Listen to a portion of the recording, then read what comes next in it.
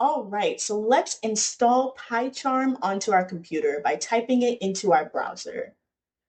You'll notice in your search results that PyCharm Community Edition is an option to click. So I'm clicking that here, and then I'm clicking on Visit PyCharm Community Edition page. It'll take you to jetbrains.com/PyCharms. So you can also visit this website that way. On the page, click Download.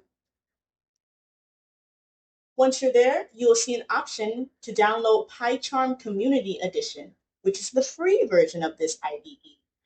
Go ahead and click the download button. I'm here on a Windows computer, so I'm downloading Windows version. Once that is complete, I can click on my download. And once that's loaded up on your screen, go ahead and click on the next button to continue your setup. It's going to ask you where you want to install, and I'm going to go along with the default destination folder. I'm also going to click Create a Desktop shortcut, but you can skip this step if you prefer. It's also going to ask you where you want your program to be installed within your start menu. This installation process may take a few minutes to complete.